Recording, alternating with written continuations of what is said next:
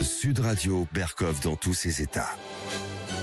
Nous sommes en guerre. J'adore les gens qui veulent faire la guerre mais qui n'iront jamais même pourquoi j'irais pas? Celui que le gouvernement intersidéral appelle quand il ne reste plus aucun espoir. Toute armée commence avec un homme. Si le président me le demande, j'irai. sûr. Je m'en fous complètement. Vous dites aimer la planète, vouloir sauver la planète. Il sera le premier super soldat. Si le président me le demande, j'irai. Tu peux pas être faible, c'est pas toi, c'est pas ta marque de fabrique. Je suis maintenant sur un autre combat au niveau plan national. D'un coup, là, il y a des odeurs de diesel qui arrivent à mon nez. Pour faire abroger cette ZFE. J'ignore ce que vous voulez. Alors, vous connaissez le principe de sauver la nature et la planète? J'ignore qui vous êtes. Les Avengers. Nous sommes en guerre. Eh oui. Vous voyez que le slogan que nous avons dans cette émission depuis 4 ans, au moins, sinon 5 ans, eh ben malheureusement, ça reste d'actualité en ce moment. Vous voyez, les bruits de bottes, les effets de manche, les je vais m'engager, les va-t-en guerre, les va-t-en paix. On va parler de tout ça et on va parler du parquet de Nanterre qui a requis un procès pour meurtre contre le policier auteur du tir mortel contre Naël. Vous vous rappelez Naël, les émeutes ensuite, refus d'obtempérer, la mort, 27 juin 2023. Et tout ce qui s'est passé ensuite, on va en parler avec Amaury Brelet, rédacteur en chef de Valeurs Actuelles, et puis on va en parler avec Rudy Mana, le porte-parole national d'Alliance Police. Et puis tout le reste, les voitures, les heures de pointe, les zones à faible intensité, etc. Enfin, on va parler de tout cela. Et puis, en seconde partie d'émission, nous allons recevoir Xavier Driancourt, l'ancien ambassadeur de France en Algérie. Il a été 2 fois pour ce n'est même plus je t'aime moi non plus, c'est je te déteste moi aussi. Pourquoi? Comment? Qu'est-ce qui se passe? Et comment ça va impacter? À tout de suite. La blanquette de veau. Je n'aime pas la blanquette de veau. Sud Radio, Berkov dans tous ses états. Avant de parler de l'affaire Naël et du rebondissement avec un procureur qui demande un procès pour meurtre contre le policier, eh ben on va parler un peu de ce qui s'est passé hier, très rapidement, mais quand même, encore une fois, nous sommes tout à fait concernés. Hier, comme vous le savez, Donald Trump, président des États-Unis, a donné son fameux discours annuel au Congrès américain qui réunit, pour une fois, effectivement, une fois par an au moins, Chambre des représentants et Sénat. Et il a parlé du wokisme, il a parlé de Doge, il a parlé de cet extraordinaire, quand même, étalage et découverte. Je ne sais pas si c'est la corruption, si c'est du gaspillage, si c'est de la bêtise ou tout ça à la fois. Des milliers de milliards de dollars engagés par le USAID et un certain nombre d'institutions pour les motifs les plus hallucinants. On va pas développer, on l'a déjà fait, vous savez, dans Berkov, dans tous ces États. Mais enfin, quand même, c'était extraordinaire. Et puis, il a fini sur Russie-Ukraine. Et il a dit quelque chose d'intéressant hier. Je rappelle, vous voyez, on en a parlé partout. Donc, je rappelle vendredi le clash entre le président de l'Ukraine, Volodymyr Zelensky, et Donald Trump et J.D. Vance, son vice-président. Zelensky, pas question, ça ne va pas du tout. L'autre lui dit, vous n'avez pas les cartes. Enfin, on ne sait ce qui se passait. Tout est rompu, mon gendre, et puis on arrête effectivement les envois d'armes, l'aide, etc. aux États-Unis. Donc Zelensky part en Europe, et là Keir Starmer et Emmanuel Macron et tous les autres lui disent mais non, on continue, on est là, et l'Europe va être là si les États-Unis abandonnent leur poste par l'acheter munichoise, eh bien nous serons là pour l'aider. Simplement, il se rend compte, Zelensky, que ce qui est alloué à l'Europe est un peu minuscule, que du point de vue militaire, l'armée européenne n'a jamais existé, et si elle existe, ça prendra quelques années. Excusez-moi. Et donc, il réfléchit, Zelensky. Et lundi, vous voyez, ça se passe vite, de vendredi à lundi. Eh bien, Trump dit lundi, si Zelensky ne se présente pas à la table des négociations prêt à conclure la paix, il ne sera pas là très longtemps. Eh bien, quelques heures plus tard, donc Trump coupe tous les envois d'armes, l'aide, le financement, jusqu'à ce que Zelensky s'engage. Et aujourd'hui, Zelensky est prêt à s'engager en faveur d'un accord de paix. Oui, il va venir, il l'a dit, pour signer les accords sur les terres rares. Il était venu pour ça vendredi matin. Voilà, on a perdu 4 jours. Je ne sais pas si on a perdu la face ou qui a perdu la face. Ça s'appelle quoi? Ça s'appelle l'art du deal à la Trump. Oui, il l'a montré avec les Colombiens, c'est-à-dire voilà, hausse les enchères. Vous voulez pas, on fait le rapport des forces, voilà. Et il réussit à avoir en quelques jours ce que d'autres, pour d'autres domaines, n'ont pas eu depuis 10 ans, 20 ans ou 40 ans.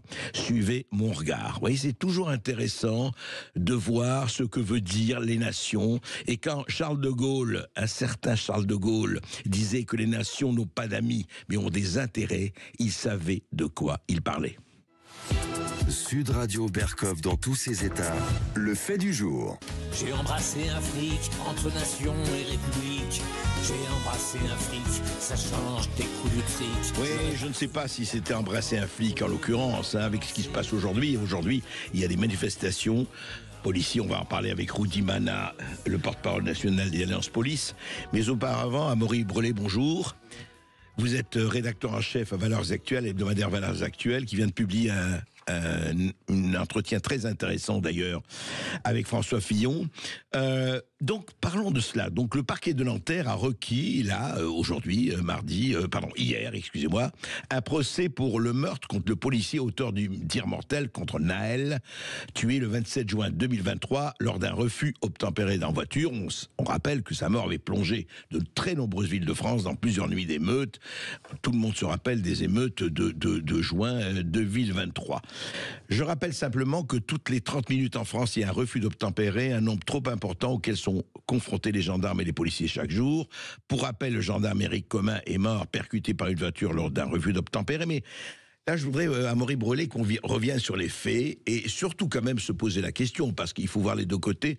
Est-ce que vraiment un policier, le policier en question, Florian en l'occurrence, est-ce que vraiment il n'avait pas d'autre choix que de tirer sur Naël et le tuer? Racontez-nous. Alors, pour rappeler les faits rapidement, donc tout cela s'est passé en effet le 27 juin 2023 à Nanterre, dans les Hauts-de-Seine. Le jeune Naël, à 17 ans, a commis un refus d'obtempérer. Donc il a poursuivi sa route à toute vitesse, à tombeau ouvert dans les rues de la ville, jusqu'à d'ailleurs atteindre plus de 110 km/h. Il a manqué à 2 reprises de percuter et d'écraser un cycliste et un piéton. Il a fini par être bloqué dans son véhicule prêté par un ami à un feu dans le flot de circulation. Oui. Là, 2 policiers étaient disposés le long du véhicule, lui ont demandé évidemment... Ils le poursuivaient déjà, les deux policiers. Il a été poursuivi, c'était une course-poursuite, tout à fait. C'est ça. Oui. Les 2 policiers, donc, dont Florian, lui ont demandé évidemment de stopper son véhicule, de se rendre, ce qu'il a refusé. Il a redémarré le véhicule. Et donc, l'argumentaire des policiers, c'était de dire, on a été obligé de tirer, un tir d'ailleurs vers le bas, à la fois pour l'empêcher de redémarrer, pour le stopper dans sa course folle et potentiellement meurtrière, et puis à la fois pour se protéger, parce qu'ils étaient disposés juste à côté du véhicule, entre le véhicule et un muret, et ils risquaient, pensait-il, de se faire écraser si jamais Naël redémarrait dans leur direction. Vous voulez dire, pour eux, il fallait l'empêcher de redémarrer, sinon ils risquaient eux-mêmes d'être écrasés. C'est l'un des arguments de la défense. Oui. Mais justement, Amaury Brelet, vous êtes journaliste. Est-ce que, parce que ce que je cite quand même ce que dit le procureur, pourquoi le procureur demande justement un procès pour meurtre, c'est pas lui qui décide, mais on va en reparler. Il dit, écoutez, il y a eu quelque chose, il dit, bon, le policier a toujours assuré avoir eu l'intention de tirer en direction de la partie basse du corps de Naël, bien. Et alors, ce que dit le procureur, encore une fois, dans ces conditions, ouvrir le feu constitue nécessairement et à tout le moins une prise de risque inconsidéré, d'autant qu'à égard à la position basse du conducteur dans ce véhicule sport, un tir à travers le pare-brise, quel qu'il soit, exposait nécessairement les parties vitales du corps de la victime.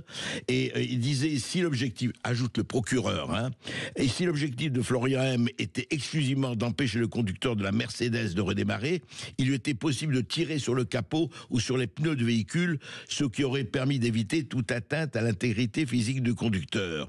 C'est ce que dit le procureur. C'est quand même des arguments qui se tiennent, non? Alors, tirer dans les pneus ou dans le capot d'un véhicule pour le stopper, là, tout cela relève du scénario hollywoodien, très sérieusement. Il n'y a pas un policier sérieusement en France qui peut valider ce genre de théorie. On ne stoppe pas un véhicule en tirant dans les pneus, avec en plus un risque de ricochet et de victime collatérale, ni d'ailleurs dans le moteur si l'on parvient à le viser. Donc c'est un argument qui ne tient pas, mais vous avez raison de citer le réquisitoire définitif, parce que c'est là que tout s'explique. Et il est assez incompréhensible pour être très franc. Je cite, donc devant les juges d'instruction, le Florian, donc le policier qui est mis en cause, a assuré avoir décidé de tirer pour stopper la fuite du véhicule en visant le plus bas possible, vous l'avez rappelé, afin d'atteindre une partie non vitale. La voiture, en redémarrant, aurait modifié le positionnement de son arme contre le pare-brise et donc la trajectoire du tir. Explication crédible, je cite, selon le parquet, qui cite d'ailleurs les expertises en accidentologie et en balistique, selon lesquelles la mise en mouvement du véhicule a pu, je cite, provoquer un décalage du tir vers le haut. Donc le parquet, finalement, valide la théorie des policiers. Pour autant, conclut le parquet, et c'est là que c'est particulièrement surprenant, Florian a bien eu l'intention de donner la mort à Naël, conclut-il. Donc on a dit le parquet. Absolument. Oui, ça, Donc on a vraiment l'impression d'une argumentation contradictoire et davantage d'une interprétation des faits de la part d'un magistrat qui n'est pas sur le terrain et qui visiblement méconnaît l'usage des armes à feu par les forces de l'ordre qu'une décision, j'allais dire, qui repose à la fois sur des rapports scientifiques et puis sur une théorie à peu près cohérente. Alors, il y a quelque chose d'intéressant, d'intéressant en tout cas, qui pose question. Pourquoi, là, nous sommes le 5 mars 2025, les faits sont passés, il y a eu tout ce qu'il y a eu, effectivement, la poursuite en justice, etc. C'était juin 2023. Nous sommes à peu près de 2 ans de ce qui s'est passé, du drame. Qu'est-ce qui se passe? Et effectivement, la police, en ce moment, il y a des manifestations aujourd'hui, au moment où je vous parle. Et nous avons en ligne Rudy Mana, porte-parole national d'Alliance Police. Bonjour, Rudy Mana. Bonjour André Bercoff. Bonjour. Alors, Rudy Mana, moi, c'est vrai, la question, qu'est-ce qui fait que, à votre avis, le parquet de Nanterre relance le procès, requiert un procès pour meurtre contre Florian M. C'est peut-être, qu'est-ce que vous ressentez quand vous avez appris cela, ce procès qui est requis là? Je vais vous dire les choses de manière très claire. On est véritablement scandalisé. Mais vous savez, cette affaire de Naël, en fait, c'est une lessiveuse depuis cette affaire de Naël qui a eu lieu le 27 juin 2023. Oui. On a un président de la République qui, 1 heure après les faits, sans connaître les circonstances de ce drame, a dit que les faits étaient inexplicables et inexcusables. 1 heure après. Vous avez compris que la présomption d'innocence pour les policiers, vous avez compris où il se la met. La deuxième chose, c'est que aujourd'hui, on a un procureur de la République qui requiert un procès en assises pour meurtre. Mais de quoi parle-t-on, André Bercoff? Moi, je suis policier depuis 29 ans. Je ne suis pas un meurtrier. Il y a 140 000 forces de l'ordre. Aucune d'entre elles n'est un meurtrier. Comment peut-on accuser un policier qui est dans l'exercice de ses fonctions de meurtre? Le policier, il a agi à ses yeux en légitime défense. On peut discuter de cela. Il doit y avoir un procès pour savoir s'il était vraiment. Mais comment peut-on dire que c'est un meurtrier? Alors nous, on dit de manière très claire avec Alliance aujourd'hui, c'est pour ça qu'on a demandé des rassemblements. C'est inacceptable et insupportable. On a reçu des milliers de messages de collègues de toute la France qui sont choqués, qui sont écœurés par cela. Et quand on entend que des flics sont des meurtriers, je vous assure, ça vous touche au plus profond de votre âme et de votre cœur, parce que c'est tout sauf ça. Oui, non, mais ce qui est étonnant, effectivement, pourquoi maintenant, et puis on rappelle quand même, Rudy Mana, vous le savez, qu'il y a eu 1 minute de silence à l'Assemblée nationale pour Naël, et que pour d'autres incidents, meurtres, tabassages et autres, il n'y a rien eu du tout. Hein. Tout à fait. Et je voudrais revenir sur ce qu'a dit Amaury Bollet tout à l'heure, où il avait parfaitement raison. Dans les conclusions du procureur, il semblerait qu'il ait demandé à ce que le policier tire dans les pneus ou dans le capot de la voiture. Donc, alors là, je vous le dis, c'est lunaire. Là, on est dans l'espace. Aucun process police nous apprend à tirer dans un pneu ou dans un capot de voiture. Jamais de la vie on nous dit de faire ça dans les process qu'on nous enseigne dans les écoles de police et qu'on nous enseigne tout le long de notre carrière. Donc ça, c'est complètement lunaire. Cet argument-là n'existe pas. Et apparemment, ça l'aurait poussé à demander un procès en assises pour meurtre. Bon, vous avez compris l'état d'esprit, hein. Vous avez compris l'état d'esprit. Non, mais Rudy Mana, vous avez raison. Juste un mot, c'est vrai. Non, parce que lui, il dit, oui, c'est ça. Il dit, il était possible de tirer sur le capot, sur le pneu véhicule. C'était pas la peine de tirer sur Naël. Mais il ajoute, Rudy Mana, et j'aimerais avoir votre réaction. Il dit, certes, Naël a bien eu un comportement particulièrement dangereux en voiture. Il le reconnaît. Et qu'il a mis en danger la vie d'autrui lors de la course-poursuite, etc. Mais il dit ceci. Mais au moment du coup de feu, Naël est arrêté avec les policiers à côté de la voiture et redémarre. Or, à ce moment précis, dit le parquet, dit le procureur, il n'apparaît pas qu'il a représenté un danger immédiat pour la vie de Florian M ou l'autre policier. Donc, dit-il, pas de danger immédiat. Bien sûr. Alors là, on n'est plus sur la Lune, on est sur Mars. On est encore plus dans l'espace. Parce qu'il faut vivre ce genre de situation avec nous. Vous savez, André Berkoff, quand on est policier, vous avez parfois 2 dixièmes de seconde pour prendre une décision. Les policiers étaient bloqués contre un muret. On avait affaire à un individu, Naël, qui était particulièrement dangereux, très connu des services de police pour de nombreux refus d'obtempérer, et pour un individu qui ne faisait pas cas des piétons qui passaient, des feux rouges, il n'avait pas peur de ça. Donc on a un policier qui est bloqué dans 40 cm d'espace, avec un individu qui fait n'importe quoi au volant d'un véhicule, et qui redémarre. Et c'est probablement pour cela que le collègue Florian a fait feu à ce moment-là, parce qu'il avait peur pour sa vie. Donc bien sûr qu'on doit en discuter, bien sûr qu'il doit y avoir un procès pour définir tout ça. Mais de là à dire qu'il avait l'intention de commettre un meurtre, je vous assure qu'il n'y a aucun policier en France qui se lève le matin en disant « je vais tirer aujourd'hui, j'en suis ravi ». La plus belle carrière d'un flic, c'est de ne pas tirer une fois tout le long de sa carrière. Bien sûr, il est là pour protéger et pas pour tuer, bien sûr. Juste un mot, Rudy Mana, peut-être une dernière question. À votre avis, je vous pose la question très brute de décoffrage, à votre avis, cette requérance, elle est politique ou elle est juridique ? Vous savez, j'ose même pas imaginer que ce soit possible, que ce soit politique. Maintenant, comme je vous l'ai décrit au tout début de mon intervention, effectivement, il y a des faits. Il y a un président de la République qui a pris la parole 1 heure après les faits pour dire que ce qu'a été le policier était inexplicable et inexcusable. Donc, bien sûr que je n'espère pas que c'est le cas. Mais si c'est le cas, je vous assure que ça serait extrêmement grave, extrêmement dramatique pour la corporation police, parce que il faut dire une dernière chose.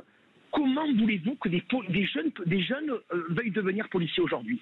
Comment c'est envisageable ? Déjà qu'on a des policiers qui n'ont plus envie, qui sont écœurés, qui sont touchés par cette décision au plus profond de leur âme et de leur cœur. Comment voulez-vous qu'on arrive à recruter des jeunes qui disent wow, « ça va être super d'être policier, c'est un très beau métier puisque maintenant on est accusé de meurtre ».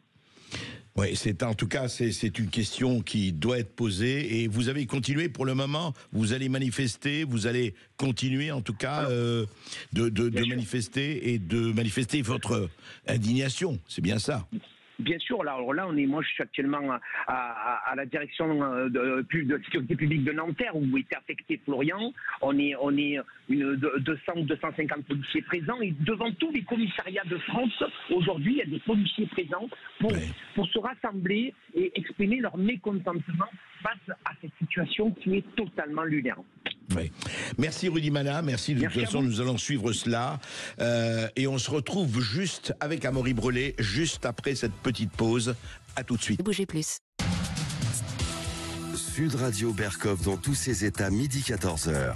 André Berkoff. Donc, on a vu avec Amaury Brelet et Rudy Mana, un procureur de la République qui demande un procès meurtre à l'encontre justement du policier Florian M. Ce sont les juges d'instruction qui vont décider. Et on a vu justement sur CNews, me disait Amaury Brelet, que l'avocat du policier dit que c'est politique. À votre avis, Amaury Brelet, si on prend un peu de distance par rapport à cela, le fait que pourquoi aujourd'hui, qu'est-ce qui se passe exactement ? Oui, ce choix du parquet de renvoyer pour meurtre aux assises Florian, ce policier mis en cause, est très clairement politique. On l'a dit, Emmanuel Macron, dès le lendemain de la mort de Naël, a pris fait et cause pour l'adolescent en dénonçant un acte, je cite, inexplicable et inexcusable. Ensuite, on a vu Florian placé en détention provisoire, je le rappelle, pendant 5 mois. 5 mois de détention provisoire. De façon totalement injustifiée. Et puis aujourd'hui, la justice qui récidive en décidant de le renvoyer pour meurtre. Donc la réalité, c'est que ce policier a servi de fusible. Il est considéré comme le bouc émissaire des émeutes. Il faut faire un exemple. Il faut surtout acheter la paix sociale. Parce que c'est ça qui se cache derrière cette décision en réalité. Il ne faut surtout pas risquer de rééditer les violences qui ont enflammé la France il y a 2 ans, Ouais. Et c'est exactement la même logique à rapprocher de celle poursuivie par Emmanuel Macron depuis des années vis-à-vis du régime algérien. C'est-à-dire ne surtout pas critiquer la dictature de M. Tebboune pour ne pas risquer au mieux de s'aliéner la diaspora algérienne en France, au pire de l'encolérer. C'est la même logique, c'est la même faiblesse, c'est la même lâcheté. On va en parler justement en seconde partie d'émission avec Xavier Driancourt, l'ancien ambassadeur de France en Algérie.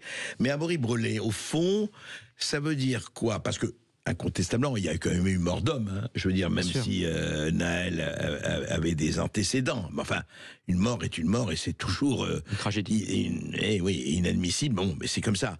Et c'est terrible. Mais au fond, quand vous dites que c'est politique, c'est-à-dire qu'on revient, voilà, il faut ménager les uns, il faut jouer avec les autres. Enfin, c'est quoi? C'est ménager, je ne dirais pas la chèvre et le chou, mais c'est de continuer à surfer et ne pas prendre parti par rapport à une certaine incivilité, par une certaine sécession vis-à-vis de la société. C'est un peu ça? Oui, alors d'abord, il faut quand même rappeler que globalement, les procureurs, les parquets, lorsqu'ils prennent leurs décisions, le font dans un contexte particulier, y compris notamment dans les affaires les plus sensibles.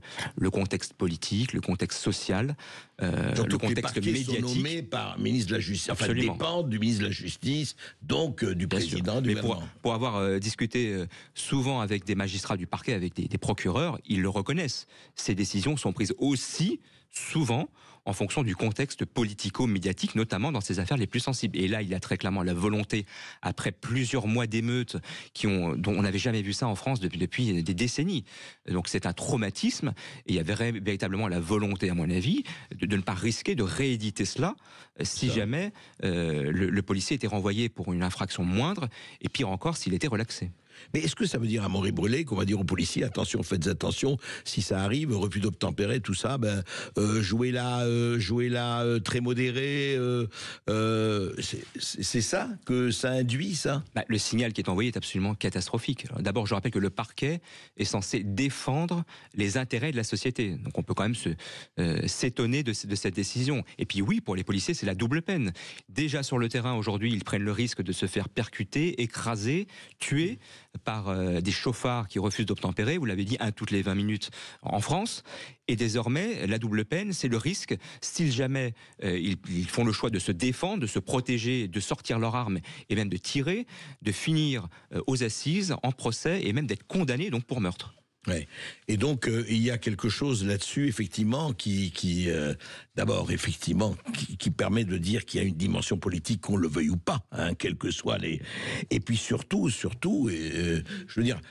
Quel est aujourd'hui le rôle du policier? Alors on sait, je rappelle, pas pour faire l'équilibre, qu'il y a eu aussi des bavures et des excès au moment des Gilets jaunes, il faut le dire, que certains éborgnements et autres étaient absolument inutiles.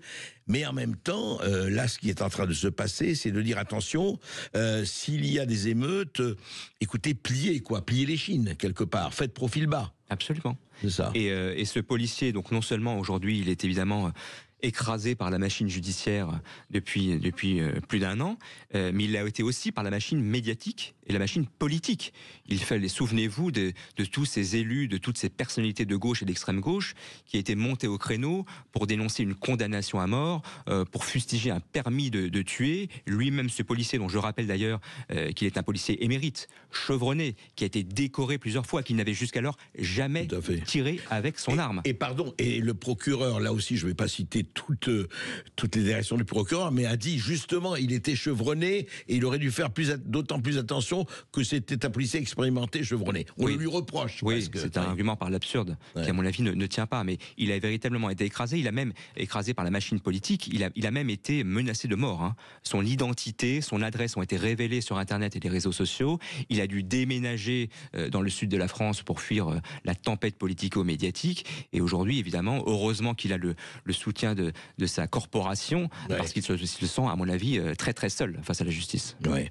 Écoutez, on va suivre tout ça. Merci à Amaury Brelet. Merci de vos renseignements et de vos éclaircissements. Je crois qu'il y a un vrai problème qui est posé. Qui protège qui dans cette société que l'on dit de plus en plus incivilisée, insécurisée, et non pas un sentiment simplement d'insécurité. On sait que ce n'est plus le cas. À suivre. Merci. Sud Radio, André Berkoff. Berkoff dans tous ses états, ça balance pas mal sur Sud Radio. Dans Paris, à vélo, on dépasse les autos. À vélo, dans Paris. vélo, c'est très bien, mais vous croyez qu'on va pouvoir vivre sans aucune voiture? Et le règne des vélos, très très très bien, mais comment on fait quand on a plus de 90 ans? Comment on fait quand on a moins de 4 ans? Comment on fait quand on veut acheter des choses? Comment on fait quand on veut transporter des malades ou des handicapés? Comment on fait? Ah mais la voiture, ah oui, mais écoutez, non, la voiture, on n'en a plus besoin, effectivement. Et comment on fait quand on vit dans un petit village, ou même dans un village moyen, ou même dans une petite ville ou une ville moyenne, et qu'on doit aller à l'hôpital, et qu'on doit amener sa femme à accoucher, etc., et quand l'hôpital ou la maternité est à plus de 50 ou 60 km, etc., et donc, les ZFE, alors vous savez, on en a beaucoup parlé, là, des ZFE, et puis les nouvelles zones issues de la loi climat et résilience, votée en 2021. Alors, c'est toujours, il faut réduire la pollution de l'air. Voilà, le grand problème, il faut résoudre la pollution de l'air. Alors, on ne peut plus, et on a reçu d'ailleurs Alexandre Jardin, il y a quelques semaines, qui a pris la tête, lui et d'autres, et Daniel Guichard et d'autres, d'un grand mouvement, effectivement, car le ZFE concerne 43 métropoles, dont Paris, Lyon, Grenoble et Montpellier. Et qu'est-ce que ça veut dire? Alors, on va l'expliquer. Je crois que nous avons Pierre Chasseret. Bonjour Pierre Chasseret. Bonjour à tous. Bonjour Pierre. Bon, écoutez, on va pas vous présenter, hein, vous êtes à Sud Radio plus souvent qu'à votre tour et c'est très bien. Alors, cette histoire, d'abord, parlons de juste climat et résilience. Cette loi, c'est quoi exactement? Est-ce que vraiment, on en est à France, maillot jaune, je rappelle, du point de vue des effets de serre et du CO2, de la réduction, eh bien, ça ne suffit pas, il faut encore plus réduire la pollution de l'air, c'est ça? Alors, c'est ça, c'est 2019, loi climat et résilience, les parlementaires font une erreur. Ils votent la création des zones à faibles émissions basées sur la mécanique de la vignette tritaire. Là, tout de suite, et les auditeurs de Sud Radio qui m'écoutent et qui m'écoutaient dans Ça roule tous les samedis le savent, on a tiré la sonnette d'alarme tout de suite en disant que c'était une bombe à retardement social. Ouais. Derrière, qu'est-ce qui se passe? L'échéance approche, 1er janvier 2025, et ça y est, ça tombe. Les ZFE sont mises en place et il faut revenir en arrière. Et là, on se retrouve avec Alexandre Jardin, avec qui je raccroche, hein, d'ailleurs justement juste avant. Ouais. Avec Alexandre, on va monter un peu cette convergence, un petit peu des luttes. J'aime pas trop l'expression, mais c'est un peu ça où on va faire en sorte que le mouvement d'Alexandre et 40 millions d'automobilistes puissent activer chacun de leur côté leur force pour mettre à mal ces zones à faibles émissions, il y a unanimité à l'Assemblée nationale, par exemple.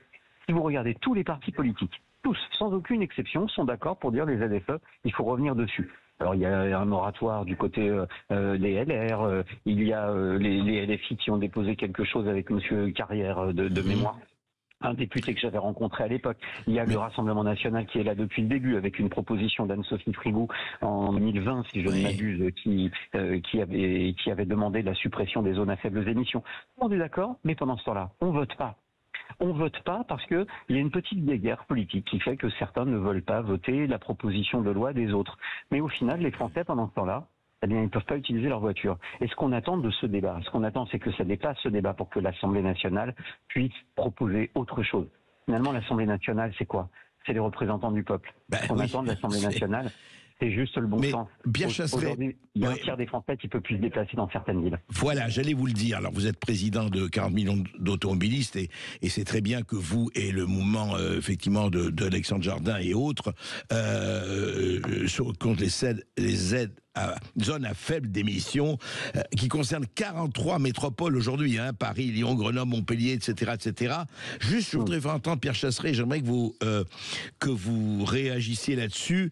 Il y a plusieurs maires de l'Hérault, Montpellier, l'agglomération de Montpellier, ils ont décidé, les maires, de suspendre jusqu'en 2027 toute contravention sur les véhicules les plus polluants entrant dans sa zone à faible émission. Le maire de Saint-Brest, pardon ?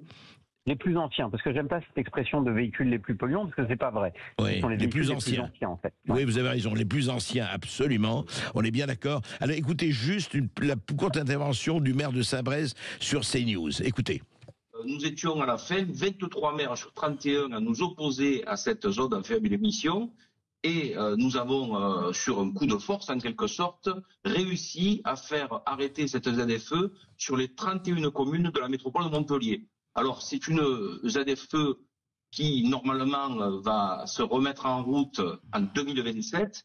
Et donc moi, je suis maintenant sur un autre combat au niveau plan national, à l'échelon national, avec Alexandre Jardin et avec Daniel Guichard, pour faire abroger cette ZFE par le Parlement. Alors justement, Pierre Chasseret, en attendant que ces braves assemblées, d'ailleurs vous l'avez dit, et c'est vrai sur d'autres votes, c'est hallucinant que sur des choses comme ça, des députés disent je ne veux pas voter la proposition parce qu'elle a été présentée par un adversaire politique. Ils en sont là. Enfin bon.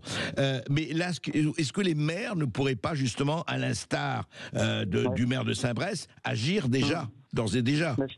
C'est ce qu'on va faire, c'est ce qu'on est en train de faire et je vous cache pas qu'en fait, au départ j'ai été un petit peu gêné parce que j'ai vu donc Alexandre Jardin lancer ce mouvement et me dire tiens, pourquoi il n'a pas pris contact avec la seule association qui se bat sur ce dossier depuis 2019, c'est-à-dire 40 millions d'automobilistes. Ouais. Bon, du coup on a rétabli un petit peu l'équilibre et on va chacun user de nos forces, de nos contacts. Oui. Et c'est là où ça devient fort. Et il faut qu'on ait des petits élus, des maires ruraux, tous ces maires des territoires comme ça, qui s'en fichent de la couleur politique. Eux, ils veulent répondre aux attentes de ceux qui habitent dans leur localité.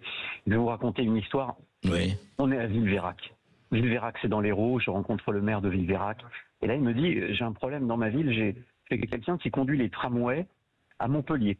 Oui. Mais avec sa voiture, elle ne peut plus entrer dans Montpellier pour aller conduire le tramway. Et de Villeveyrac, pour ceux qui connaissent un petit peu la route, bon, c'est une belle trotte quand même pour y aller en vélo. Donc au final, quand on n'a pas la possibilité de proposer une alternative, et c'est ça que je pointe du doigt, quand on n'a pas d'alternative possible, on n'interdit pas. Je veux même aller plus loin, André, je sais que tu es un fervent lecteur et assidu de presse et de débats politiques, et que tu sens souvent les coups avant les autres. Mais récemment, on a eu un débat en France sur faut-il ou pas travailler 7 heures de plus par an. Ouais. Et ça a animé toute la classe politique. Tout le monde a répondu là-dessus. Et moi, je me dis, mais est-ce qu'on ne serait pas à côté de la plaque? Pendant qu'on se demande s'il faut travailler 7 heures de plus par an, on est en train d'interdire à travers les ZFE à un tiers des Français d'aller bosser. Donc, la question de bon sens, est-ce que ça ne serait pas tout simplement de commencer par le début et revenir sur ces zones à fortes exclusions, comme on les a appelées, à 40 millions d'automobilistes, expression qui aujourd'hui a été reprise par tout le monde. Et oui, et c'est vrai, et Pierre Chasseret, en fait, le problème, c'est encore une fois une question de bon sens, et aussi ce qu'a employé aussi Alexandre Jardin, mais c'est vrai, est-ce qu'il n'y a pas quand même sécession? Et est-ce qu'il n'y a pas des citoyens français à 3 vitesses? Ceux qui sont dans les villes, ceux qui peuvent entrer dans les villes parce qu'ils ont les véhicules à 20 000 euros souhaitables, et voilà, et puis les gueux et les autres qui viendront 10 fois par an. Il y a quand même quelque chose d'assez, pour moi, grave là-dessus. Ouais, enfin, il n'y a même pas 10 fois par an. Pour l'instant, il faut savoir que les dérogations ne sont pas les mêmes dans toutes les métropoles, que chacun fait un petit peu ce qu'il veut, la tambouille. À Rouen, c'est pas pareil qu'à Reims. À Grenoble, je vous en parle pas. À Lyon, c'est de la folie. Et quand vous êtes à Paris, bon, le petit jeu de mots est facile, mais à Paris, être automobiliste, c'est la peine capitale. Hein. Oui, c'est ce qu'ils veulent, hein. Ça on le sait. Merci Pierre Chasseret, président de 40 millions d'automobilistes, et je crois que nous allons regarder ça parce que, vous savez ce que ça donne la France des gueux, hein, un de ces jours, ça peut donner 1789, et je ne fais pas d'analogie complètement surréaliste. À bientôt. Sud Radio Berkov dans tous ses états. Eh bien, dans tous mes états, nous allons continuer à parler de voitures, mais vous voyez, là, ce sera à la télévision, sur un plateau de télévision, on parle de voitures et de diesel. Écoutez, c'est vraiment dans l'air du temps. Sud Radio Berkov dans tous ses états. Les perles du jour. Fais pas ci, fais pas ça, viens ici, mets-toi là. Attention, prends pas froid ou sinon gare à toi. Mange ta soupe, allez, brosse-toi les dents. Eh oui, fais pas ci, fais pas ça, hein. On est de plus en plus entouré d'impératifs. Comme nous sommes des petits-enfants de 4 ans et demi et qu'on nous dit, effectivement, nous, on sait ce qui est bon pour toi et toi, tu as qu'à obéir, hein. Ça fait quelque temps que vous l'entendez dans plusieurs domaines. Eh bien, d'abord, n'oubliez pas, hein, auditeur de Sud Radio, résident de Sud Radio, 0826 300 300. Réagissez. Et vous le faites beaucoup, mais réagissez tant que vous voulez. Alors, qu'est-ce qui s'est passé? C'était le 26 février sur France 2, dans N'oubliez pas les paroles. Donc, il y avait Nagui qui fait ce sa très bonne d'ailleurs émission. Et puis voilà, il y a une participante qui disait, en cas de victoire, elle évoquait son souhait d'acheter un fourgon pour son travail. Voilà, elle avait besoin de se déplacer, donc d'acheter un fourgon, d'acheter, etc. Et donc, elle s'appelle Fanny, et elle s'est attirée une réplique de Nagui.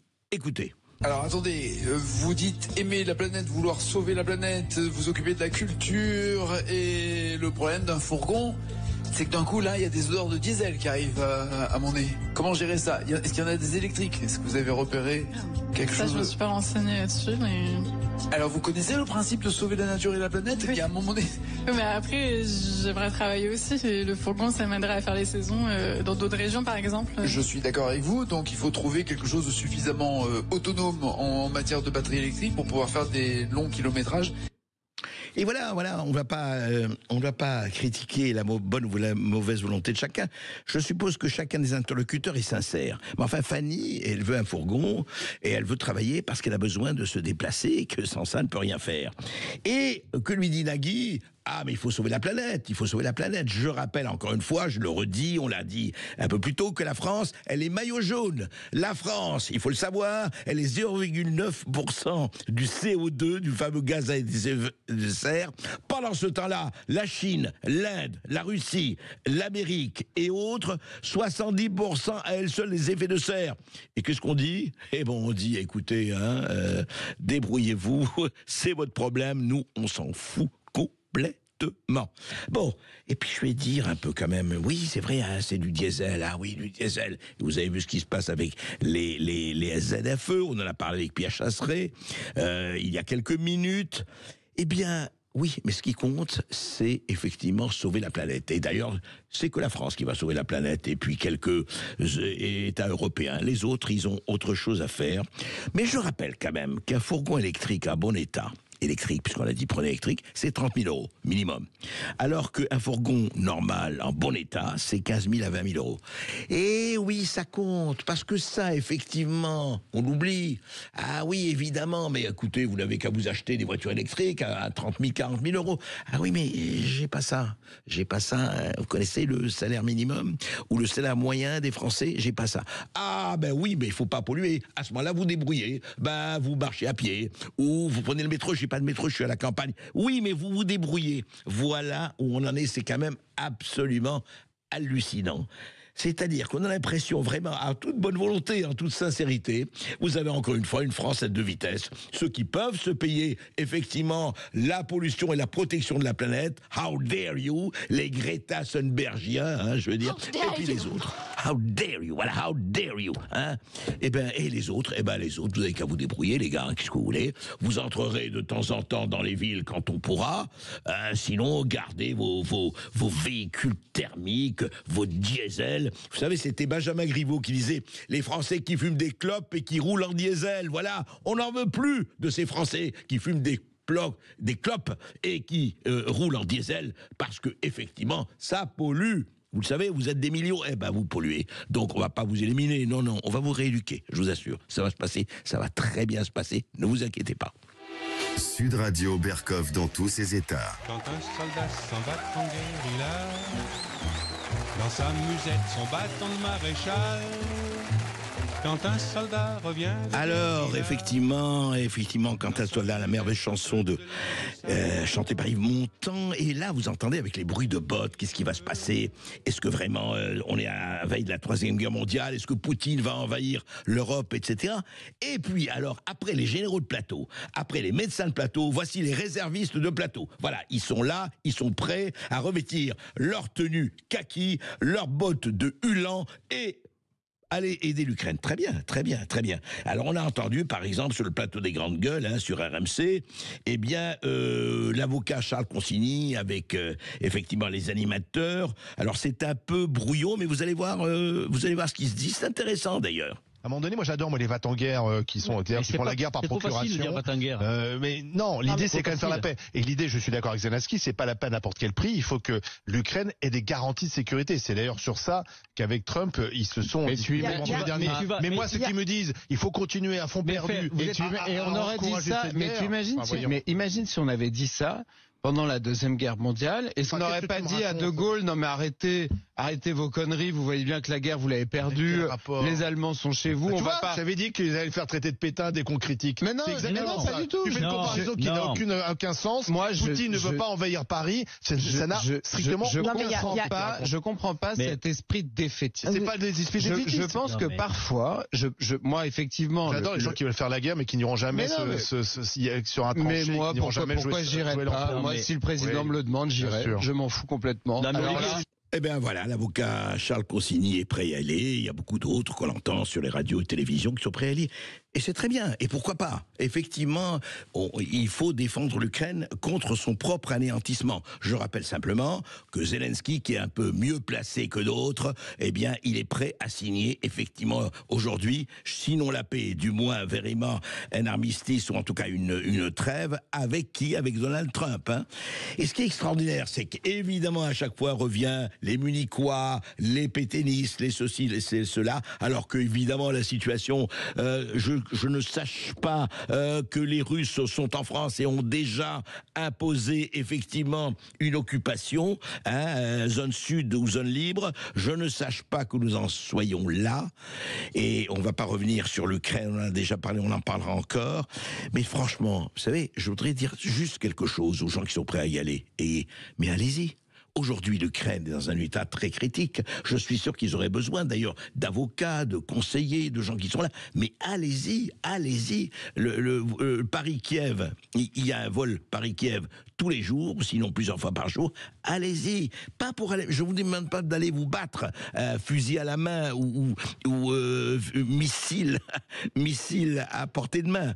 Je vous demande simplement d'aller aider les Ukrainiens comme vous le pouvez. Et là, peut-être, ce sera intéressant d'avoir des déclarations suivies. Et André. Sud Radio Berkov dans tous ses états. On est con. On est 20 ans qu'on soit grand-père. Quand on est con, on est con. Alors je ne sais pas si c'est la connerie qui a dominé à l'Assemblée nationale hier, mardi 4 mars. Je rappelle simplement que la Commission des affaires étrangères de l'Assemblée nationale a adopté une proposition de résolution européenne, puisque le Parlement européen a voté dans sa majorité, appelant à la libération immédiate et inconditionnelle de l'écrivain franco-algérien Boualem Sansal, qui est, comme vous le savez, qui a 80 ans, qui souffre d'un cancer et qui est en détention arbitraire, selon la résolution. Alors, le vote s'est déroulé à main levée après 3 heures de débat. Il n'y a pas eu de comptabilisation officielle, même si le président de commission Bruno Fuchs a relevé le nombre de votes à l'issue du scrutin. Mais ce qui est intéressant, c'est qu'on pourrait penser, libération de l'écrivain, que la majorité, ou sinon la quasi-totalité ou la totalité de l'Assemblée nationale ou des députés présents auraient voté pour la libération de Boualem Sansal. Eh bien, cette proposition de résolution européenne a été soutenue par la droite, mais la gauche, à savoir les élus de la France insoumise, des écologistes et du Parti socialiste, s'il vous plaît, s'est abstenu. L'ex-président de la République, François Hollande, et le patron du PS, Olivier Faure, n'étaient pas présents à la séance et donc n'ont pas pris part au scrutin. Xavier Driancourt, bonjour. Bonjour. Je rappelle, et on vous connaît, on est toujours heureux de vous accueillir à ce micro.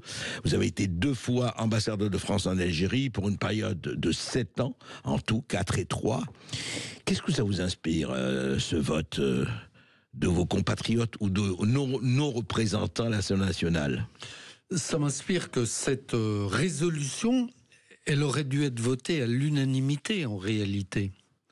Et c'est quand même un vrai problème que les partis de gauche que vous avez cités aient voté contre et ou abstenu, et que certaines personnalités aient été absentes. Parce que la Commission des affaires étrangères, elle envoie ainsi un message quand même à l'Algérie et au Parlement européen. Alors maintenant, elle a été adoptée et elle devra passer sans doute en séance plénière. Donc là aussi, on verra ce que feront les partis de gauche. Tout à fait, ça va être intéressant.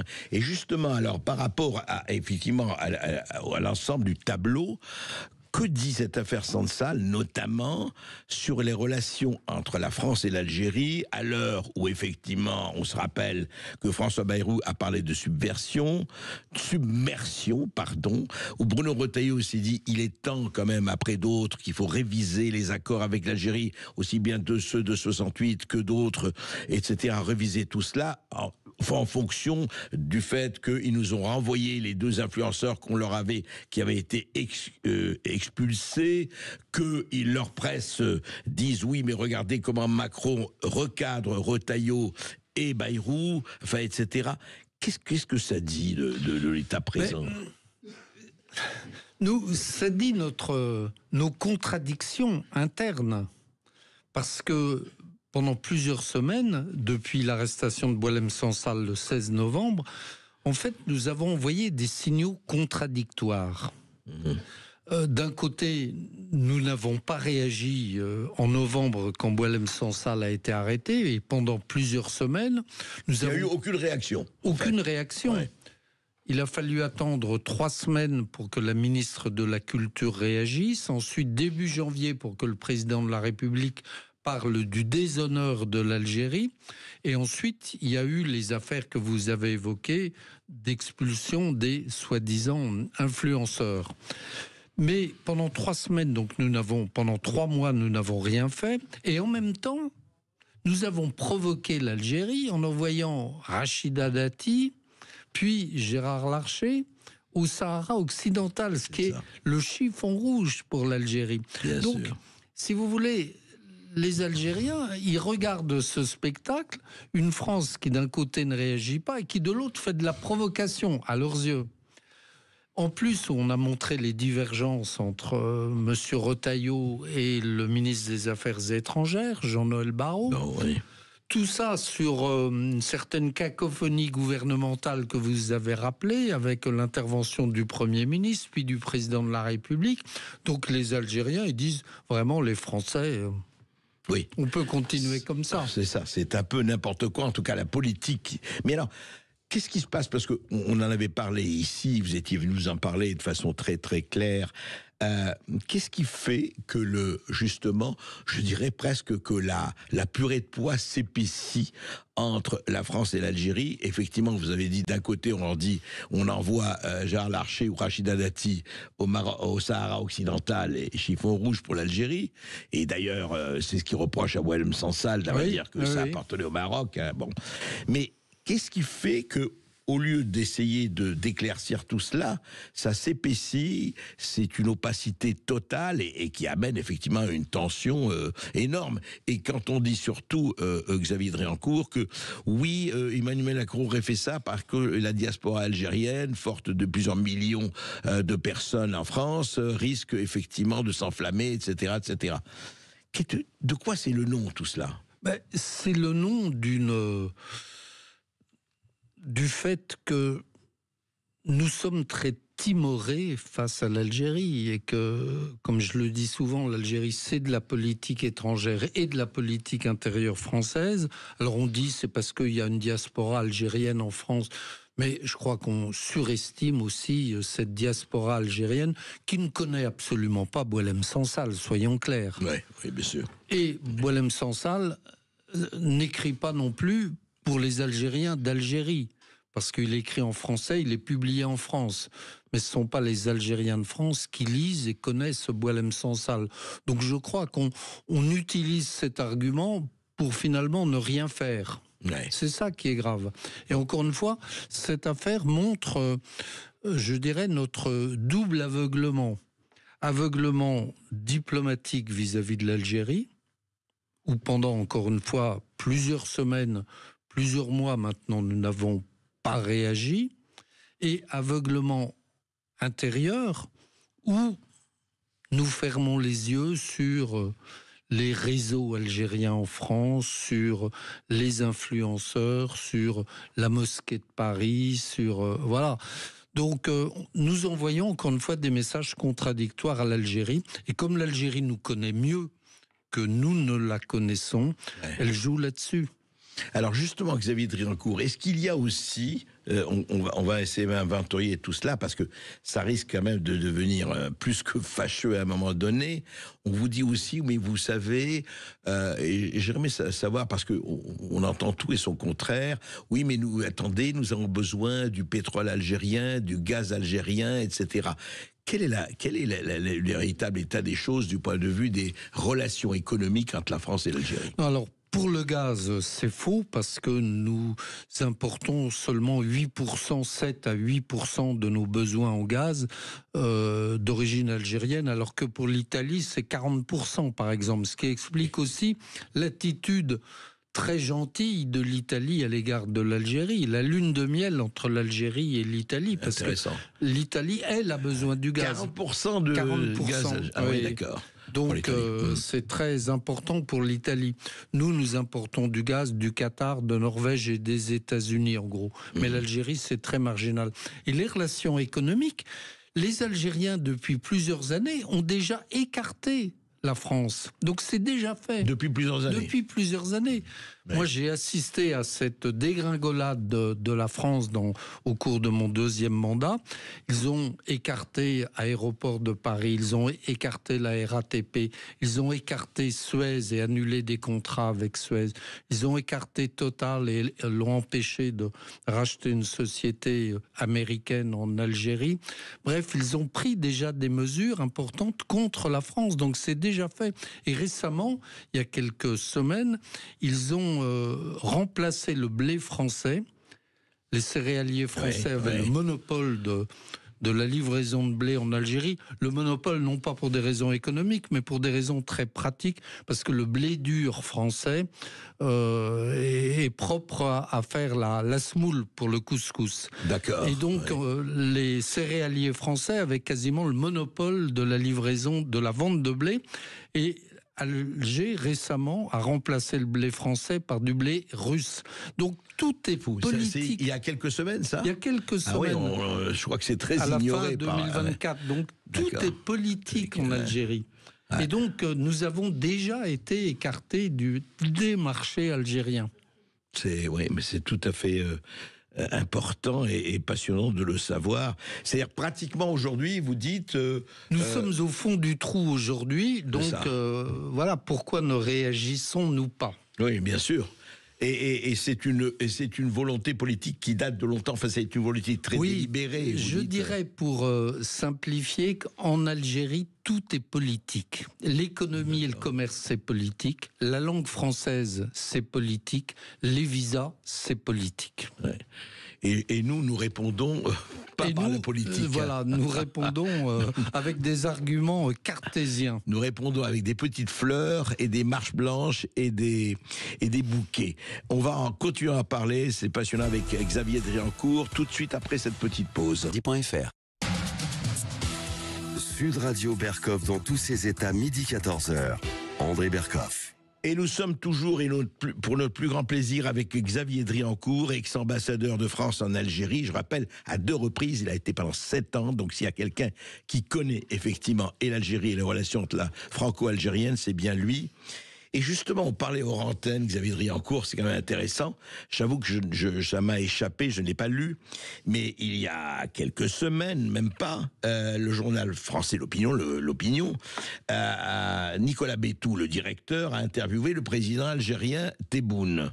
Qu'est-ce qu'il disait? Parce que il disait beaucoup de choses, Tebboune. Oui, c'est assez révélateur de l'état d'esprit que vous évoquiez juste avant la pause.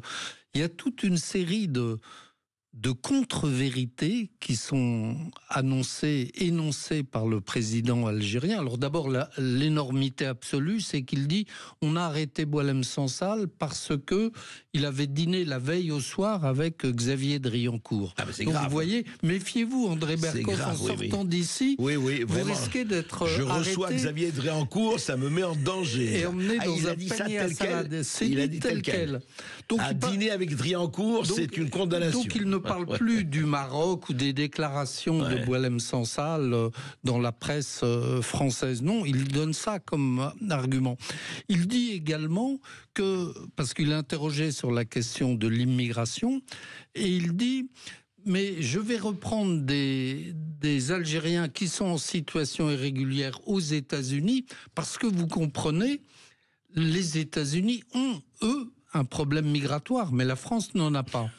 Or, on connaît la situation en France, et Didier Lesky, qui vient parfois sur cette antenne, disait récemment que l'Observatoire de l'immigration. Oui, de l'Office français de l'immigration, qui est le bras séculier du ministère de l'Intérieur. Et Didier Lesky est préfet et directeur général de l'OFI.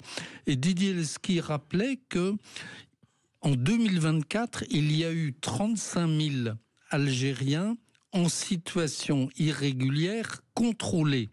35 000 en situation irrégulière. 35 000. Oui. Donc, si on ajoute ceux qui ne sont pas contrôlés, ça fait peut-être 30 000 en plus. Donc, on doit être, disait Didier Lesky, autour de 50 60 000 Algériens en situation irrégulière, dont 35 000 ont été contrôlés. Et cela, il ne compte pas pour le président Tebboune. Et cela ne pose pas de problème migratoire pour le président Tebboune. Il dit d'ailleurs qu'il n'y a pas d'Algériens en situation irrégulière. Il dit: je n'en envoie pas en France.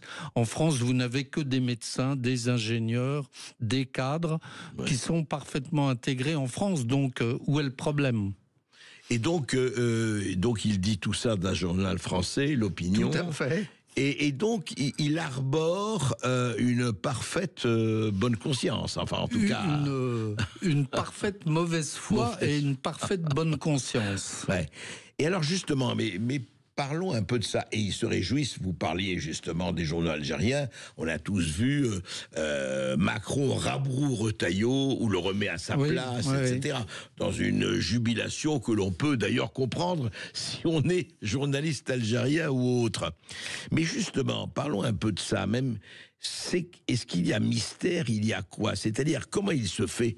Encore une fois, il n'y a pas de jugement ni moral ni autre, il ne s'agit pas d'invectiver ou de juger.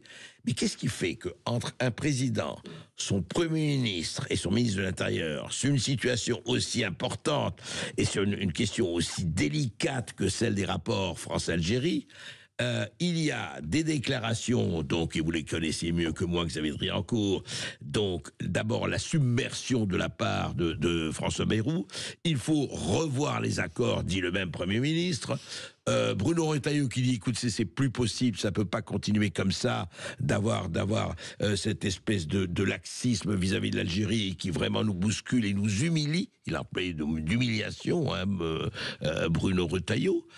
Et Emmanuel Macron qui dit: écoutez, la loi de 68, on ne va pas la changer comme ça. Oui, il faut y réfléchir, il y a des choses à faire, c'est évident, mais il faut voir un peu.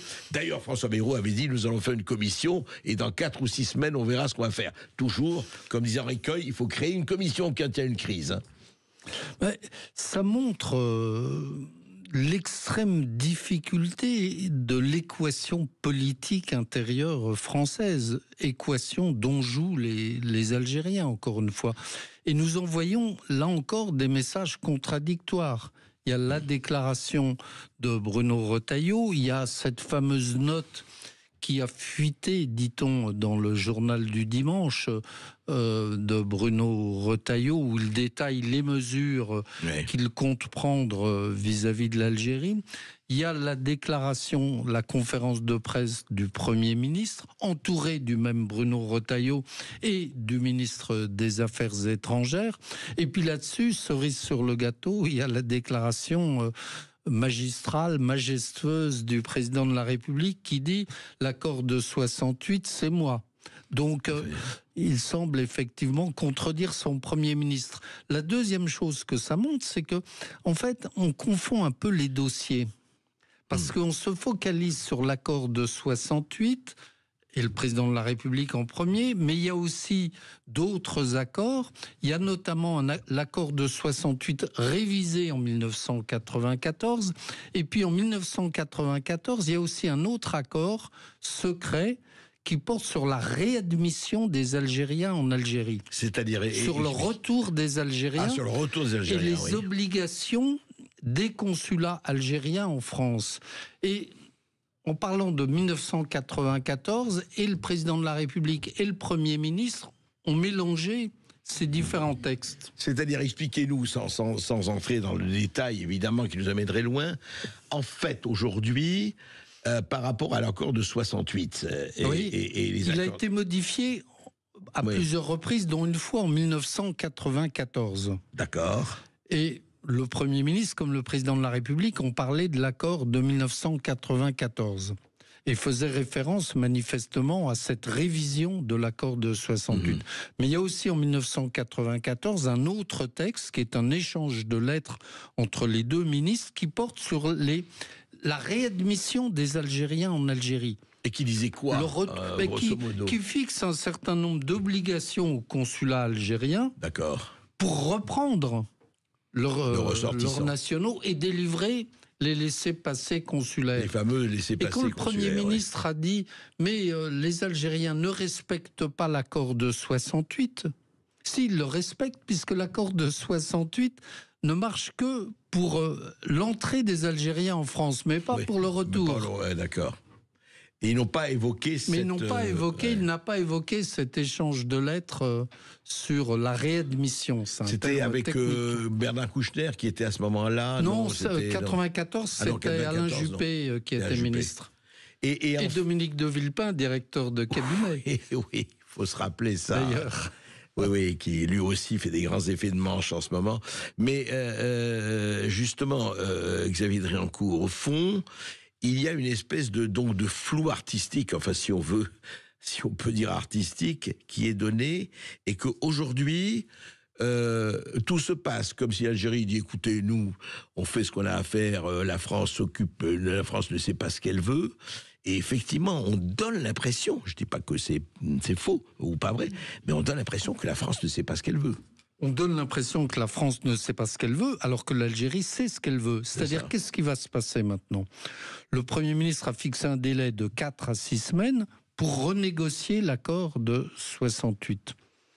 L'Algérie, à mon sens, à mon avis, ne va pas entrer dans la discussion. Elle va faire le mort.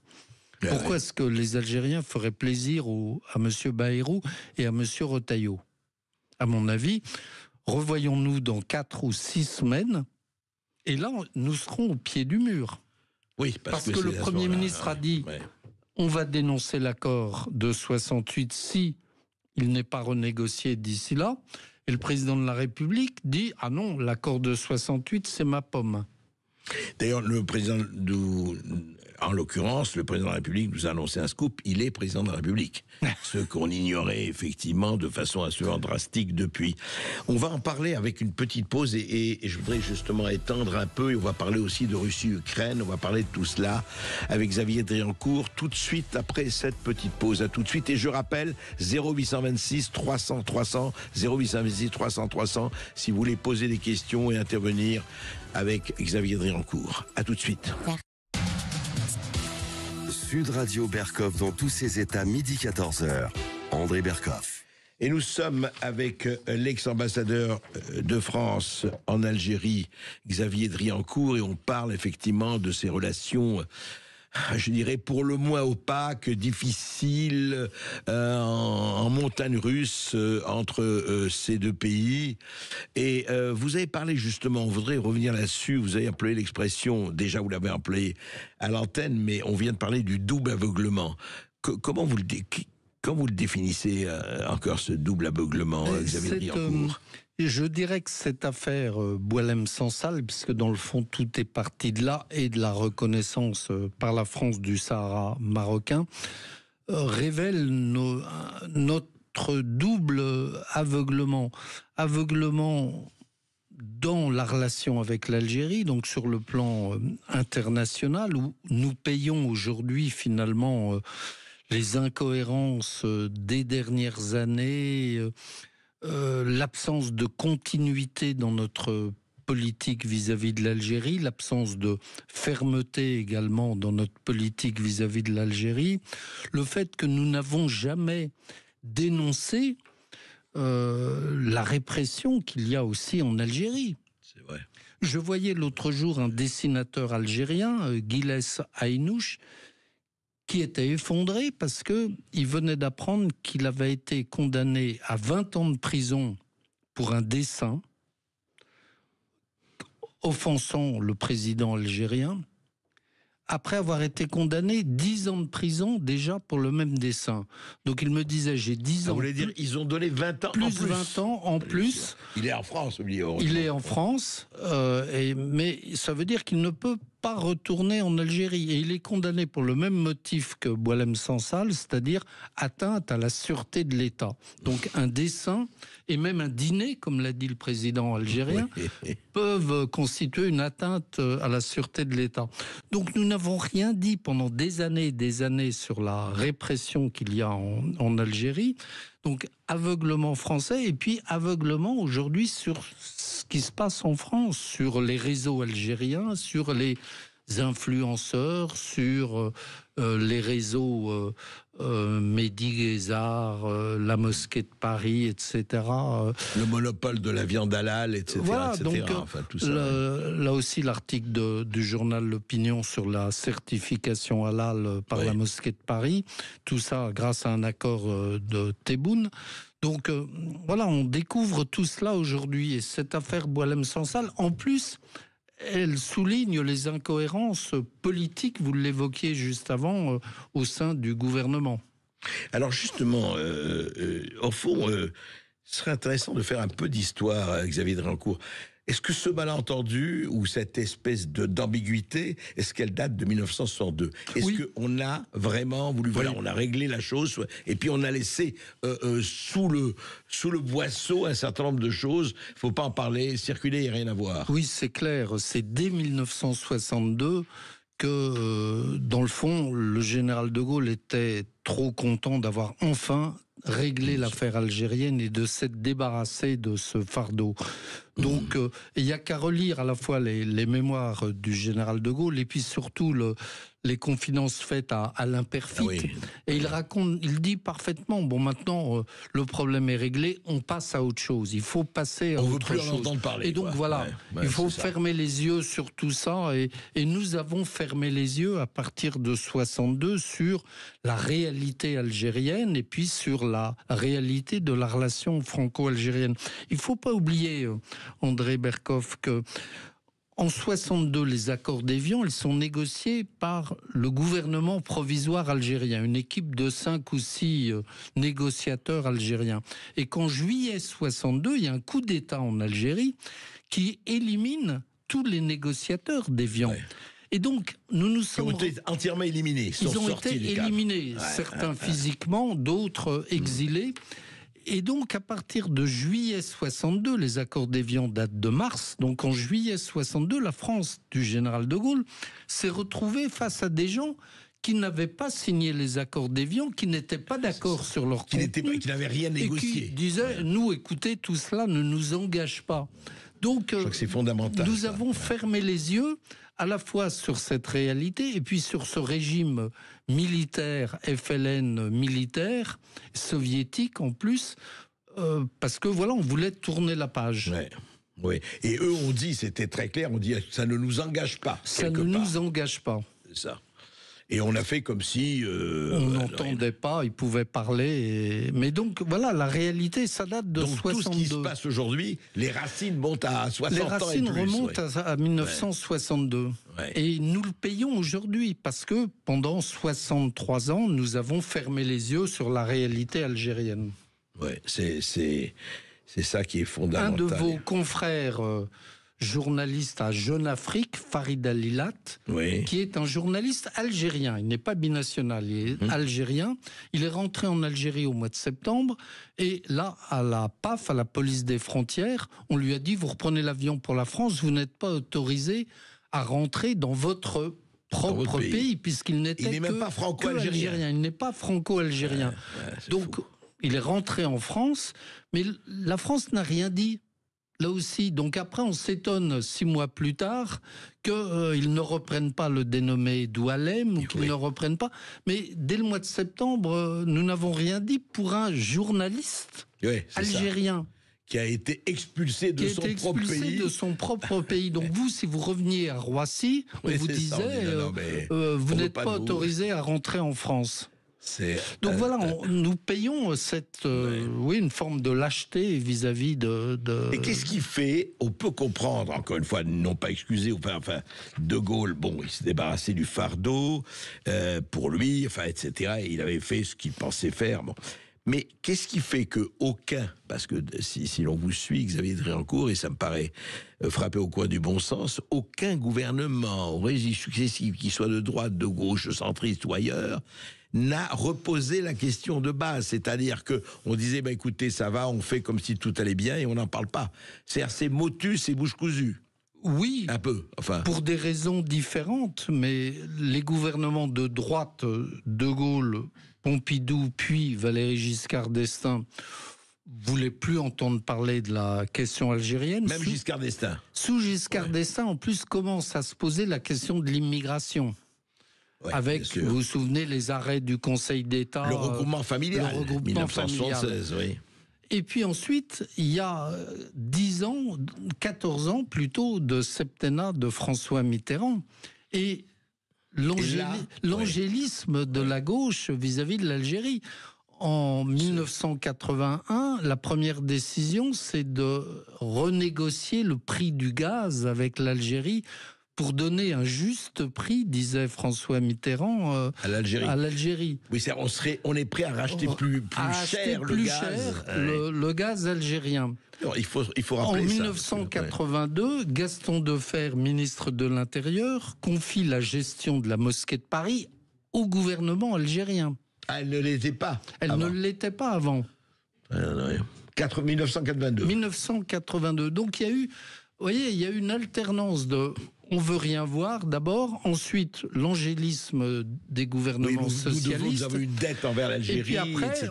on a j'allais dire l'enthousiasme chiracien où il s'entendait bien avec Bouteflika. Il a fait 3 voyages à Alger, tout en cajolant aussi le roi du Maroc. Donc la politique de Chirac était parfaitement équilibrée entre les deux. Et puis à partir de 2005, on est entré dans cette repentance et dans cette politique mémorielle qui a commencé en 2005 après un vote à l'Assemblée nationale. Il y a 20 ans exactement. Et alors dites-moi, comment a été recueilli quand en 2017, encore candidat à la présidentielle, Emmanuel Macron, comment a été recueilli? Parce que ça a été évidemment un moment fort quand il a dit, quand même, excusez du peu, la colonisation française en Algérie est crime contre l'humanité. Ça a été pris comment? Pour les Algériens d'Algérie et le gouvernement algérien, c'était du pain béni, si je puis dire, parce que pour la première fois, un candidat, non pas un président, mais un candidat, déclarait cette formule qu'il n'attendait sans doute pas. C'est un journaliste algérien qui du reste a fait 1 an de prison après, qui a posé la question à Emmanuel Macron, alors candidat. Il était à Alger, c'était Alger. Alger. Et donc, il a lâché cette formule. Et puis après, il est revenu dessus. Il a dit non, c'est un crime contre l'humain, c'était de la barbarie. Et le fait est qu'il n'a jamais prononcé une 2e fois cette phrase. Et le lendemain à Toulon, il a présenté des excuses pour avoir dit cela. Donc voilà, encore une fois, le va-et-vient. Cette incohérence française, elle continue aujourd'hui. Et les Algériens entendent les 2 messages, ce qu'ils veulent bien comprendre. Et dites-moi, vous l'avez dit quelque part, vous l'avez écrit aussi, tout se passe, Xavier Driancourt, comme si, comment dirais-je, la France était encore, vous savez, comment dire, voir le dernier Français à son dernier soupir, seul en être la cause et mourir de plaisir, comme disait un certain Racine ou un certain Corneille, j'ai des doutes affreux. Non mais, est-ce que la France est toujours, juste un mot, est-ce que vous étiez encore ambassadeur quand ils ont décidé de rétablir le couplet anti-français dans l'hymne algérien? Non, j'avais quitté Alger, Mais c'est vrai que ce couplet existait déjà, mais c'est le 5e couplet de l'hymne national. Et en général, dans les cérémonies officielles, on ne joue jamais 5 couplets. On joue le premier, comme en France, la Marseillaise. Mais là, ils ont décidé, il y a 2 ou 3 ans, que dans les cérémonies, 2-3 ans, en présence du président de la République, on jouerait les 5 couplets. Mais qui a décidé, vous savez, que de réintroduire... c'est le président algérien. Donc il faut que la France... Ça commençait à l'époque, voilà, l'escalade... Donc la France... L'interdiction de l'enseignement du français, l'interdiction des écoles privées qui enseignent en français, l'hymne national algérien rétabli, et puis les interventions déjà dans la politique française avec Naël en juin 2023. Donc tout ça date de... Vous voyez, le tournant, c'est après le Irak, après l'échec du Irak et la politique du président. Donc il s'agit de retrouver un bon émissaire. Voilà. Cette pelée, cette galeuse, nous vient tout le mal. C'est tellement pratique. Bien sûr, ça, on sait ça un peu partout. Et juste un mot, quand il y a eu disparition du français, enfin de la langue française enseignée, etc., ce que vous disiez, il y a eu des réactions du côté gouvernement français ou du côté des autorités? Non. Pas du tout. À ma connaissance, non. C'était considéré comme une affaire intérieure algérienne. Et puis encore une fois, parce que c'est une constante depuis 1962. Nous fermons les yeux, dans le fond, sur un sujet qui est épineux, qui est source de polémique, on craint toujours que ça fasse de la provocation en France. Donc voilà, je crois que c'est une constante. Pas récente, encore une fois. Ça date de 62. C'est ça, mais il faut le rappeler. Ça s'est exacerbé ces dernières années parce qu'il y a une démarche délibérée quand même des autorités algériennes, et puis parce qu'il y a les réseaux sociaux qui n'existaient pas du temps du général de Gaulle. Qui amplifient la chose. Mais quand même, il y a des volontés délibérées au-delà de ça, effectivement, de part et d'autre. Et puis il y a, comme vous dites, en tout cas, on peut le dire, nous, un laxisme ou une incohérence ou une opacité, encore une fois, une espèce de brouillard de notre côté à nous, Français. Tout à fait. Il faut le dire. On va continuer, on va parler de la politique internationale maintenant, avec Xavier Triancourt, après cette petite pause. Et n'oubliez pas, on vous attend, 0826 300. Claire. Sud Radio Berkov dans tous ses états, midi 14h. André Berkov. Avec Xavier Triancourt, nous avons longuement parlé de ce qui se passe entre la France et l'Algérie et qui est hélas pas du tout fini. Quand je dis hélas, tout le monde souhaiterait des relations plus claires, plus saines et plus apaisées, mais le moins que l'on puisse dire, et ce n'est pas encore le cas. Mais j'aimerais avoir le diplomate que vous êtes, Xavier Triancourt, j'aimerais savoir comment vous considérez ce qui se passe en ce moment entre Trump, Poutine, Zelensky. Vous avez évidemment suivi, comme tout le monde, le clash d'un côté, les négociations de l'autre, les bruits de bottes en Europe, la réunion de Londres. On dit attention, on va pas laisser faire, ça va pas se passer comme ça. Comment quel est votre regard là-dessus? Ça nous intéresse évidemment. Oui, alors je suis moins spécialiste de ces questions-là, de l'Ukraine en particulier, mais comme tout le monde, je m'intéresse à cette actualité. Et il y a déjà quelques semaines, je me demandais si dans le fond, ce que veut Trump, est-ce que ça ne serait pas d'aboutir à un grand marchandage avec Poutine, un marchandage non seulement sur l'Ukraine, mais beaucoup plus général. Dans le fond, Trump pourrait dire, on pourrait imaginer cela, Trump disant à Poutine: je ferme les yeux sur l'Europe, moi ça m'intéresse pas, ou ça ne m'intéresse plus, la sécurité des Européens, ça ne m'intéresse pas, ça ne concerne plus les États-Unis, donc je ferme les yeux sur l'Europe, l'Ukraine, on refait les frontières, c'est ton problème. On négocie les terres rares et compagnie. Voilà, on voit ça avec Zelensky, mais c'est pas mon problème. Et en échange de quoi, toi, Vladimir, tu me laisses agir avec Israël au Moyen-Orient. Et on l'a vu avec la Syrie. Moscou n'est pas intervenu. Et on pourrait le voir demain avec l'Iran. Ouais.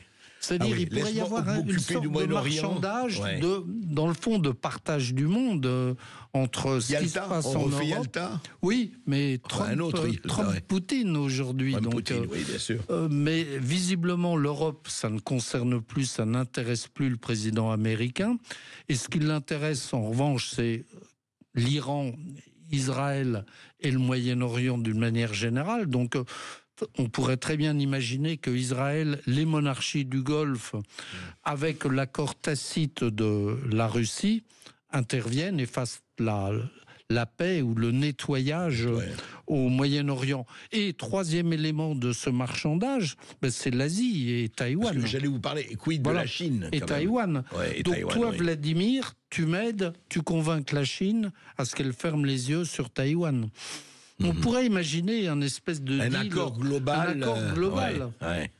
Et alors, du coup, quand même, c'est intéressant, je veux avoir votre avis. Non, mais même si vous n'êtes pas spécialiste, vous êtes diplomate, vous suivez tout cela, évidemment, avec minutie.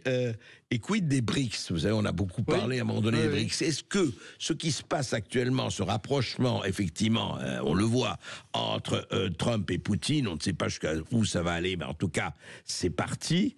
Est-ce que ça remet en cause la difficile gestation des BRICS depuis 10 ans ou 15 ans, à votre avis? Les BRICS, c'est quelque chose de différent. Donc, c'est ce petit groupe de 5-6 pays et qui aujourd'hui est étendu à une dizaine de pays. Oui. Mais je crois que ce qui est important de noter, c'est que les BRICS, comme d'autres groupes, le groupe de Shanghai ou des différents... Mais c'est vrai, en ce qui concerne les BRICS, c'est ce qu'on appelle aussi le Sud global.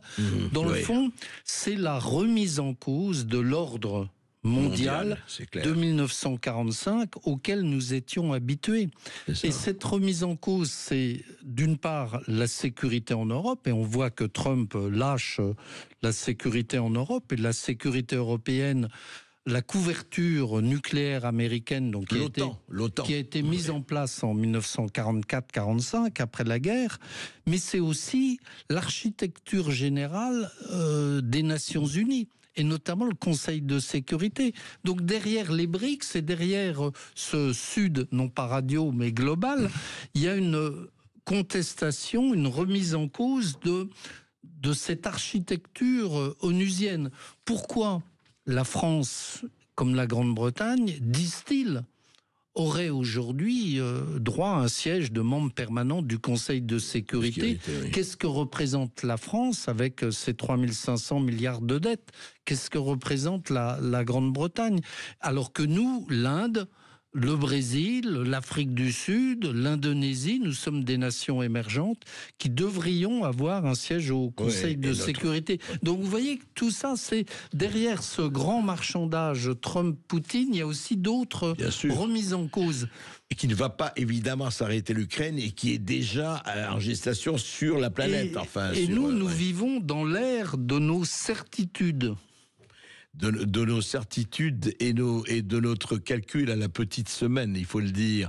Mais justement, est-ce que ça peut arriver? Vous avez entendu quand même? Est-ce qu'on voit que c'est possible sans faire du marque de café et de la voyance? Vous savez, un certain Elon Musk qui compte beaucoup au sein de la politique américaine et puis qui est en lui-même une personnalité tout à fait passionnante, quel que soit ce qu'on peut penser de lui, vu ce qu'il a fait. Il a écrit un tweet en disant « Et pourquoi ?» Évidemment, ça n'engage que lui. Pourquoi ne quitterions-nous pas l'OTAN et l'ONU? Il y a des voix actuellement qui disent « Attendez, est-ce que vraiment l'Amérique, l'OTAN, vous avez ça, Trump l'a dit depuis longtemps, vous n'avez qu'à payer plus, on paye 50% ou 60% du budget de l'OTAN, mettant les Européens, si vous voulez, la couverture, allez-y, 5% du PIB. L'ONU, est-ce que, à votre avis, cette espèce de redistribution des cartes du nouvel ordre mondial peut aller jusqu'à... je dirais, la termitière OTAN en disant mais écoutez, le pacte de Varsovie c'est fini depuis longtemps, pourquoi pas l'OTAN? L'OTAN, c'est pas impossible parce que pour l'instant les États-Unis sont un peu sur cette voie sans le dire, mais ils n'ont pas juridiquement quitté l'OTAN évidemment. Non, bien sûr. Mais s'ils arrivent à obtenir ce qu'ils veulent, c'est-à-dire un rééquilibrage au sein de l'OTAN, notamment un rééquilibrage financier, dans le fond, ils auraient obtenu satisfaction. C'est vrai. L'ONU, pourquoi pas dans un deuxième temps, mais c'est un peu de la politique fiction. Je pense que les États-Unis auraient davantage à perdre en quittant l'ONU qu'à y gagner. Et puis, un mandat de président américain, c'est court, c'est 4 ans. C'est vrai. Donc 2 il peut ans, y avoir des pas la changements. majorité, d'ailleurs. 2 ans, oui. 2 ans plus 2 ans. Plus 2 Donc, ans, faire des choses à ce point irréversibles, c'est quand même dangereux. En revanche, l'ONU peut être dépouillée de ses apparences, c'est-à-dire les États-Unis sortent d'un certain nombre d'organisations internationales, quittent l'accord sur l'Iran, quittent l'accord de Paris, quittent un certain nombre d'organisations, et finalement, ça revient au même. Ouais. Ils ont déjà quitté l'Organisation mondiale de la santé. Ça peut aller beaucoup plus loin. Ça peut aller beaucoup plus loin. C'est fascinant, vraiment, tout cela. Merci Xavier Driancourt. On a fait un large, je dirais simplement, un large éventail. On a regardé tout cela. Mais peut-être qu'on pourrait dire que peut-être qu'une certaine passivité est mauvaise conseillère.